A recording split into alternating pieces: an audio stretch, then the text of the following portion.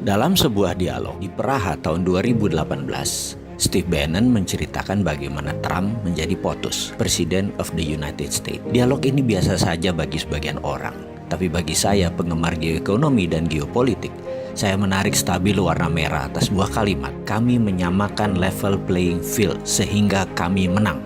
Kalimat inilah yang menjadi dasar analisa saya, sehingga jadi memahami apa yang dimaksud dengan tim Trump untuk kebijakan luar negeri yang akan menguntungkan Amerika.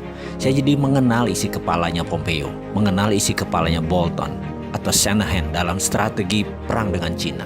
Kesimpulan, Amerika versus Cina saat ini bukan perang dagang, tapi perang ideologi. Menurut pengamat intelijen ekonomi, A.V. Temames yang berdomisili di London, hal inilah yang membuat banyak para analis salah baca, terutama analis ekonomi. Dikira Cina dan Amerika itu perang dagang biasa, perang ekonomi, hanya karena merasa sepertinya Amerika kalah dengan impor Cina yang besar masuk ke Amerika sehingga pasang tarif masuk tinggi agar barang di Cina itu mahal. Negara Amerika untung dari tarif pajak masuknya barang Cina yang ditinggikan, dan juga imbas produk hasil manufaktur di Amerika jadi bisa berjualan karena harga mereka kompetitif itu di dalam Amerika. Kalau tidak diprotek atau dilindungi dengan pajak impor yang tinggi, barang-barang Amerika jadi mahal. Mereka pilihannya adalah lebih baik pilih barang Cina. Begitu sebaliknya, dibalas Cina dengan impor masuk barang Amerika ke Cina dinaikkan. Ternyata bukan itu. Ini perang bahkan lebih dalam lagi, yaitu perang ideologi. Kalau sudah perang ideologi, by all means atau berapapun harganya, pasti ditebus. Cina dan Amerika kan habis-habisan perang. Lalu bagaimana dengan Indonesia? Ada baiknya Indonesia membangun platform sendiri tentang teknologi. Karena begitu kedua negara ini berperang lebih dalam, Indonesia jangan-jangan tidak berkutik. Karena keduanya, negara Cina dan Amerika, Indonesia bergantung pada teknologi kedua negara tersebut. Jadi kita meniru apa yang dilakukan Cina 5 tahun terakhir, yaitu membangun swasta dengan perlindungan ketat atau protection. Misalnya, rem-rem itu dilindungi oleh pemerintah Cina. Facebook tidak boleh masuk Cina sampai rem-rem menguasai 80% pasar di Cina. Didi Chuxing, online transportation. Setelah menguasai 80% pasar Cina, Uber baru boleh masuk. Alibaba menguasai 80% pasar Cina, baru Amazon boleh masuk. Baidu menguasai lebih dari 80% pasar Cina, baru Google boleh masuk sebagai search engine. Youku menguasai 80% pasar Cina atau lebih. YouTube baru boleh masuk, dan masuknya pun asing tersebut sampai dibatasi sampai saat ini. Indonesia kalau mau maju, aplikasi anak negeri dilindungi terlebih dahulu. Sekarang perang dagang Cina Amerika sedang memanas. Indonesia ambil kesempatan. Anak bangsa buat fintechnya sendiri, buat Google versi Indonesianya sendiri, buat WeChat versi Indonesia sendiri, buat Facebook versi Indonesia sendiri, dan pastikan semua proyek itu diprotek oleh negara, dilindungi oleh negara. FBI asing masuk diatur, Google asing diatur, sosmed semua diatur yang dari luar negeri, dan produk Indonesia diberi fasilitas penuh kemudahan.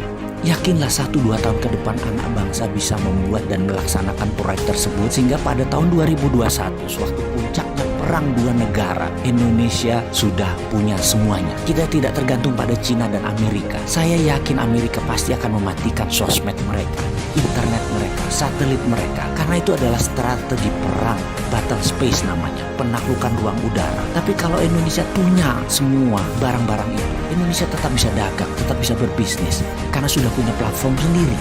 Kita tetap connect. Kemarin, beberapa saat yang lalu, 2 hari sosmed dimatikan secara lokal. Banyak netizen yang muring-muring. Apalagi kalau Cina matikan 5G. Sementara Indonesia sudah pakai 5G di tahun 2021.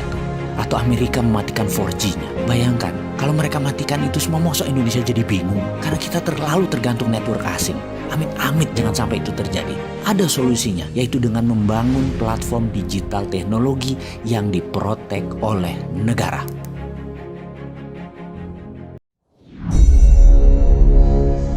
Dalam 12 tahun terakhir semenjak bisnis digital mulai bergerak naik, kita menyaksikan bahwa di dunia banyak sekali bisnis yang menjadi digital, menjadi light asset, dan bisnis digital itu menyelesaikan banyak masalah masyarakat dengan biaya murah. Sekarang, bisnis digital di dunia tumbuh dengan kecepatan penuh. Di Indonesia dalam 12 tahun ini sudah bisa memiliki 5 unicorn company atau perusahaan dengan valuasi di atas $1 billion atau sekitar 15 triliunan rupiah. Semenjak pandemi, maka bisnis digital meningkat tajam kebutuhannya. Di mana dalam 2 tahun terakhir di Tiongkok per minggu tumbuh 1 unicorn. Di Singapura 1 bulan tumbuh 1 unicorn. Begitu juga di India, 1 dalam setiap 2 bulan ada perusahaan unicorn bertumbuh baru di India. Sementara di Indonesia dalam 2 tahun ini belum lahir lagi unicorn baru. Entahlah 2 tahun ke depan. Kayaknya nggak ada juga tuh. Maklum, tidak ada yang mendukung, juga tidak ada roadmap niatan pejabat negara membangun bisnis digital anak bangsa di tanah air dengan dukungan kemudahan-kemudahan. Yang ada hanya pendiaman. Ini faktanya.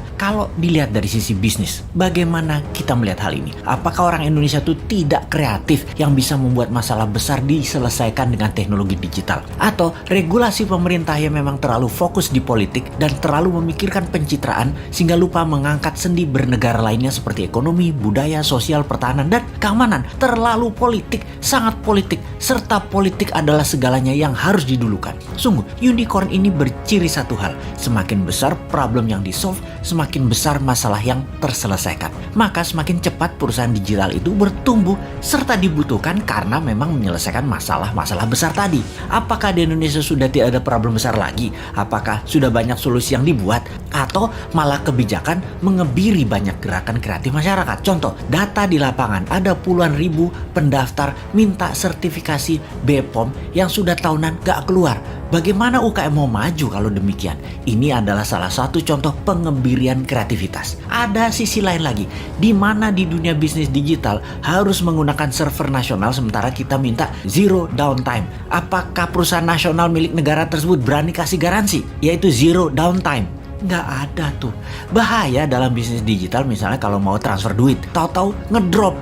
Namun server dan sarana internetnya nggak berani kasih jaminan atau ganti rugi. Berat lah. Nah, itulah susahnya berbisnis dengan negara yang berbisnis, yaitu BUMN. Sementara server dan fasilitas dari luar negeri sudah lebih murah plus garansi zero downtime. Kalau lama mereka bayar penalti, tetapi nggak boleh dipakai. Kalau bisnis digital buat browsing-browsing sih aman. Yang paling ditakuti adalah pada saat upload data. Ini nggak boleh ada downtime. Jadi, wahai generasi new mind, harusnya kita mengatakan lupakan mimpi jadi Mark Zuckerberg, lupakan mimpi jadi Jack Ma-nya di Indonesia, karena perusahaan Anda sulit jadi unicorn dalam waktu yang cepat. Apakah kalau mau kaya cepat di negeri politik ini emangnya harus breaking law, merusak aturan bisnis yang ada gitu ya? Kita jadi nggak bisa alim-alim amat kalau kayak gitu, harus super kreatif mengalahkan kekakuan old mind regulator yang cari selamat di dalam menjabat, bukan malah untuk mempermudah masyarakat berusaha. Duh, lamanya 2024.